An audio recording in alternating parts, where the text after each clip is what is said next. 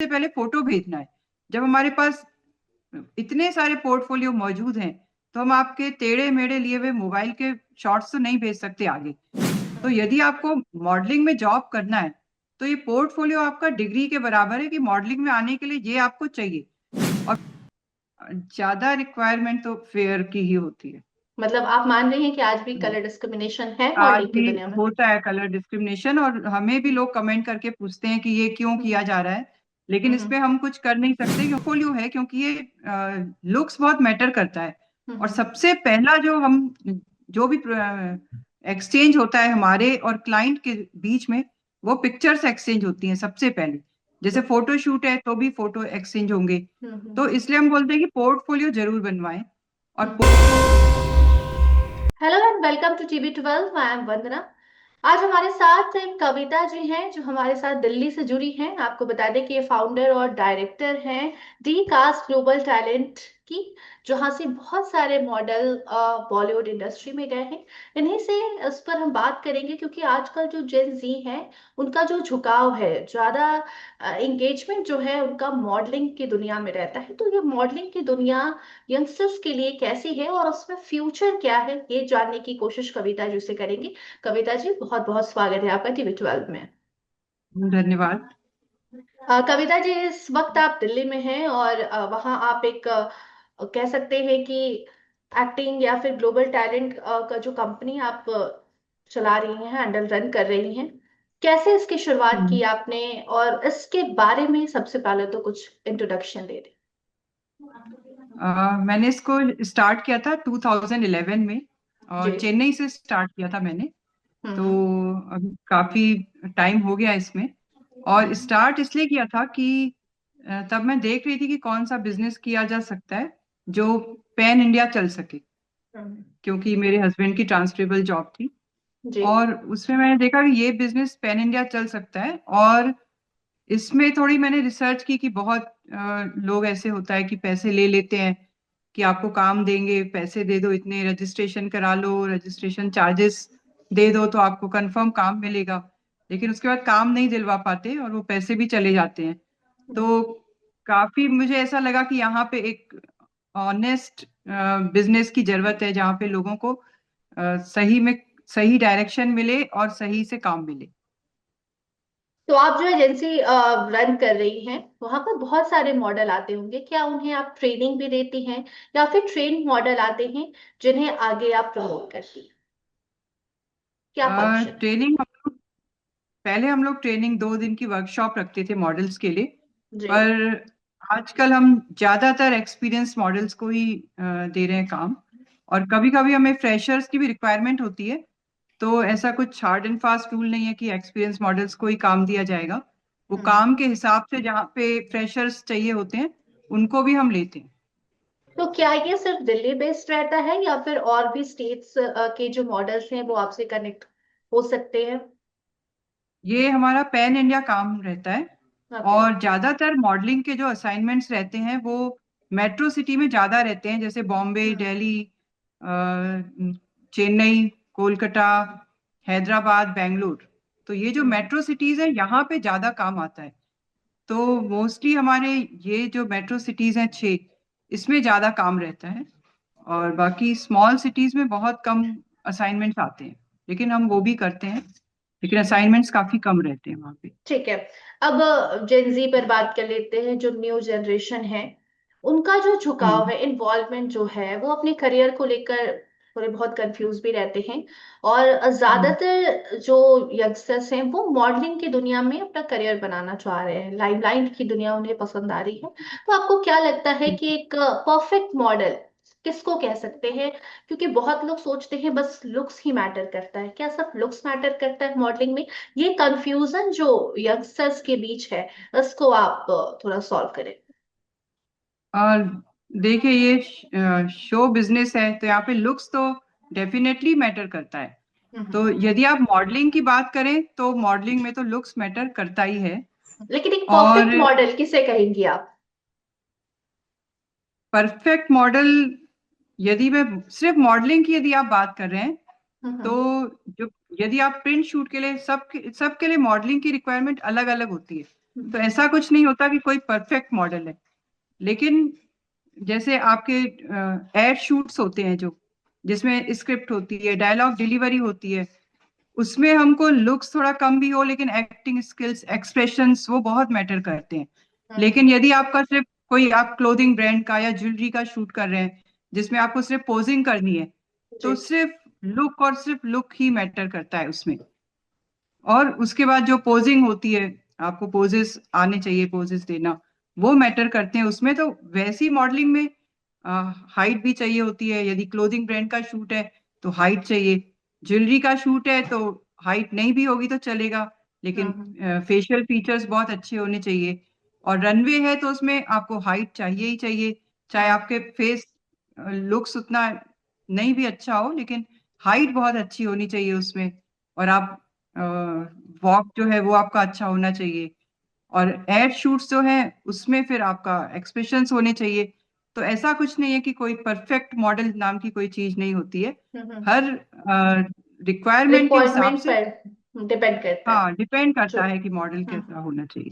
Future क्या है models का, क्योंकि ये भी सवाल यंगस्टर्स के दिमाग में रहता है, या फिर लोग उन्हें कहते हैं कि इस फील्ड में जा तो रहे हो लेकिन एक वक्त के बाद ये फील्ड आपके लिए नहीं है, क्योंकि नए नए चेहरे आएंगे, आपको रिप्लेस करेंगे, फिर आप क्या करोगे। तो क्या ये एक सिर्फ मिथ है या फिर सच्चाई है मॉडलिंग दुनिया की। मॉडलिंग में ये है कि आप जो छोटे से, जैसे रिक्वायरमेंट आती है तो 6 मंथ्स ओल्ड किड की भी रिक्वायरमेंट आती है, और हम्म। 70 to 80 ईयर्स की भी रिक्वायरमेंट आती है। हम्म। और हर एज ग्रुप की रिक्वायरमेंट रहती है, लेकिन सबसे ज्यादा रिक्वायरमेंट जो है वो 20 से 30 साल वाले में होती है, एज ग्रुप हम्म। में। हम्म। लेकिन उस एज ग्रुप में आपकी जो फोटो शूट्स हैं वो ज्यादा होते हैं।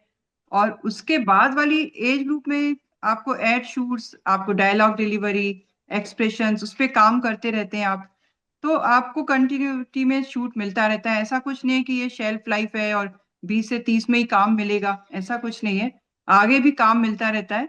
और जैसे मैंने आपको बताया, 70 80 की रिक्वायरमेंट भी आती है, रेगुलर आती रहती है। तो इस तरह से ऐसी कोई शेल्फ लाइफ नहीं है। लेकिन हाँ, ज्यादा काम बोलो तो वो 20 to 30 वाला एज ग्रुप में बहुत ज्यादा काम आता है। हर एक कॉइन के दो पहलू होते हैं, हर एक सिक्के के दो पहलू होते हैं, पॉजिटिव नेगेटिव हर एक फील्ड में देखने को मिलता है। इस फील्ड का पॉजिटिव साइड क्या है, नेगेटिव साइड क्या है, बिकॉज जो भी स्टूडेंट्स या फिर जो भी यंगस्टर्स इस फील्ड में आना चाहते हैं उन्हें ये मालूम होना चाहिए कि पॉजिटिव नेगेटिव क्या कुछ फेस करने को मिलेगा। इसमें पॉजिटिव साइड तो ये है कि आपको अच्छी जगह, आपको एक्सपोजर मिलता है, आप मीडिया में आते हो, फेस बनता है आपका, तो name and fame and money तो अपने आप आती ही है। हम्म। लेकिन नेगेटिव साइड ये है कि आपके लुक्स पे भी बहुत डिपेंड करता है, आपके एक्सप्रेशंस पे, आपके टोटल ओवरऑल जो पैकेज बोला जाता है उस पे डिपेंड करता है कि आपको कितना रेगुलर काम मिल रहा है, कितने क्योंकि पे भी सब मॉडल्स की एक जैसी नहीं होती है। जैसे कि आप जानते ही होंगे कि बॉलीवुड में भी जो सेलिब्रिटीज हैं सबकी पे तो एक जैसी नहीं है। तो हम्म। सबकी पे भी अलग अलग होती है। तो आप कहाँ पे फिट होते हैं? यदि आप एक बहुत अच्छे मॉडल हैं तो आप नेचुरली आप बहुत अच्छा अर्न करेंगे, रेगुलर आपके पास काम रहेगा, और ये लाइन आपके लिए बनी हुई है। लेकिन यदि लुक इतना अच्छा नहीं है और एक्सप्रेशंस पे काम उतना नहीं हुआ है, तो फिर ये ऑन एंड ऑफ जॉब है। इसको आप रेगुलर जॉब करके, जैसे रेगुलर आपकी जॉब से पेमेंट आती है, उस टाइप का फिर आप इसके ऊपर रिलाय नहीं कर सकते। एक सवाल और कि लड़के लड़कियां दोनों मॉडलिंग की दुनिया में आना चाहते हैं, किसका फ्यूचर ज्यादा है और रिस्क किसके लिए ज्यादा है, लड़कों के लिए, लड़कियों के लिए, या फिर दोनों के लिए इक्वल है।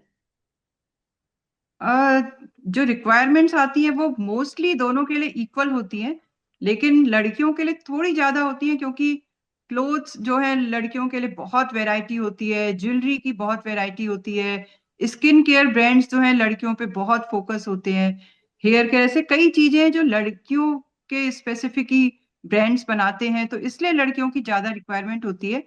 अदरवाइज लड़कों की भी उतनी ही रिक्वायरमेंट होती है। और रिस्क फैक्टर दोनों के लिए नहीं है। बहुत ही सेफ इंडस्ट्री है। इसमें रिस्क का कोई वो नहीं है कि किसी के लिए भी, लड़के या लड़की के लिए रिस्क हो। नहीं, बाहर में बहुत सारी ऐसी चर्चाएं चलती हैं कि पहले कहा जाता था कि लड़कियों के लिए रिस्की होता है। अब जब कुछ मॉडल से अम, भी हमने बात करा था, उन्होंने कहा था कि सिर्फ ये दिखता है कि लड़कियों के लिए रिस्की है ये जॉब, बहुत सारी चीजें होती हैं, लेकिन लड़कों को भी उतनी ही दिक्कतें होती हैं जो चीजें लड़कियों को झेलनी पड़ती है। क्या ये सच है, या फिर सबका अपना अपना एक्सपीरियंस पे डिपेंड करता है? ये सबका वैसे अपना अपना एक्सपीरियंस होता है, लेकिन यदि आप सिर्फ मॉडलिंग की यदि बात कर रहे हैं तो हम्म लड़कियों के लिए यहाँ पे कोई ऐसा रिस्क नहीं है। कोई भी जो असाइनमेंट होता है वो सब कुछ बता के ही उनसे, जो यदि वो एग्री होती हैं तभी उनको दिया जाता है। जैसे कपड़े ज्वेलरी के लिए तो सब रेडी होते हैं, लेकिन हम्म कई शूट्स ऐसे होते हैं कि जैसे बिकनी शूट है इस टाइप के, या स्विम कॉस्ट्यूम का शूट है, तो उनको तो सेल करना है, वो तो प्रोडक्ट है, उन्हें तो शूट करवाना है। लेकिन हम्म आपको जबरदस्ती नहीं भेज दिया जाता कि आप ये शूट, जो लड़की एग्री होती है उसी को ही भेजा जाता है। तो ऐसा कोई रिस्क वाला चीज तो एड शूट में मुझे कभी भी नहीं लगा।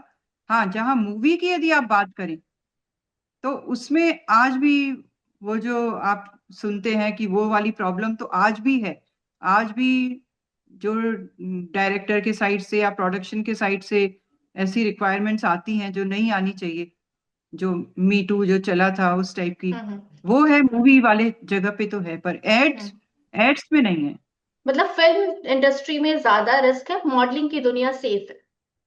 हाँ बिल्कुल, बिल्कुल। और फिल्म जैसा कि इंडस्ट्री आपने में कहा, ज्यादा। हाँ, जैसा कि आपने कहा कि लड़कियों के लिए ज्यादा शूट्स आते हैं, तो क्या आपको नहीं लगता कि स्टीरियोटाइप चीजें अभी भी मॉडलिंग की दुनिया में भी हो रही है? जबकि अब तो छोटे छोटे शहरों की बात करें या बड़े शहरों की बात करें, हर जगह से जो बच्चे हैं वो मॉडलिंग की दुनिया में आगे बढ़ रहे हैं। तो फिर ये इंडस्ट्री क्यों उसी स्टीरियोटाइप पे अटकी हुई है कि लड़कियों को हम दिखाएंगे तभी हमारा प्रोडक्ट ज्यादा सेल होगा? नहीं, ऐसा कुछ भी नहीं है कि लड़कियों को दिखाएंगे तभी सेल होगा। हम्म हम्म कई प्रोडक्ट्स ऐसे होते हैं जो लड़कियां ही यूज करती हैं, जैसे ज्वेलरी लड़की ही पहनेगी, हम्म और ड्रेसेस और साड़ीज लड़कों के लिए बहुत कम ब्रांड्स होती हैं, लड़कियों की हम्म क्लोथिंग ब्रांड्स बहुत ज्यादा होती हैं। तो हम्म बहुत ज्यादा शूट्स होते हैं। शूज में भी वैरायटी देखिए लड़कियों की बहुत ज्यादा होती है, तो हम्म उतने प्रोडक्ट्स के शूट ज्यादा होते हैं लड़कियों के लिए। हम्म और हम्म ऐसे ही यदि आज लड़के भी यूज कर रहे हैं हम्म जो फेस क्रीम्स और स्किन केयर ब्रांड्स, जो प्रोडक्ट्स हैं लड़के भी यूज कर रहे हैं, हम्म लेकिन लड़कियां उनसे बहुत ज्यादा शुरू से यूज करती आई हैं और आज भी यूज कर रही हैं। तो उनके लिए इसलिए ज्यादा शूट होते हैं क्योंकि उनके हिसाब से ब्रांड्स बहुत ज्यादा हैं हम्म। कंपैरिजन टू लड़कों के। एक नहीं तो सवाल ऐसा और, कोई जब स्टीरियोटाइप भी नहीं है कि लड़की को जी दिखा के ही शूट किया जा रहा है। जी, नहीं, ये हमारे जो दर्शक हैं उनके सवाल होते हैं कि जब भी हम मॉडल्स के साथ ऐसे बातचीत कर रहे होते हैं तो कमेंट सेक्शन में ये एक दो सवाल जो भी हमने पूछा वो आते हैं, एक और क्वेश्चंस आते हैं कि अगर स्टीरियोटाइप तोड़ा जा रहा है हर एक फील्ड में, हर एक स्ट्रीम में, इवन घर से हम्म। शुरुआत हो रही है और बड़े बड़े जगहों पर स्टीरियोटाइप खत्म हो रहा है, तो क्या कलर डिस्क्रिमिनेशन जैसी चीजें जो मॉडलिंग की दुनिया में मानी जाती थी, केबिन क्रू हुआ या फिर मॉडलिंग की दुनिया हुई, यहाँ पर लड़कियों में कॉन्फिडेंस भी रहता है, फेस कट भी रहता है, लेकिन कलर को लेकर वो इनसिक्योर हो जाती हैं, गोरी काली, क्या मॉडलिंग की दुनिया में भी देखा जाता है?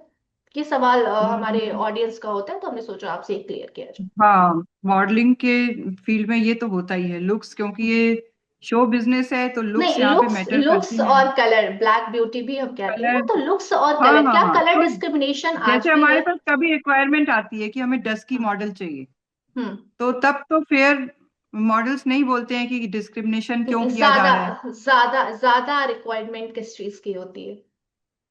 ज्यादा रिक्वायरमेंट तो फेयर की ही होती है।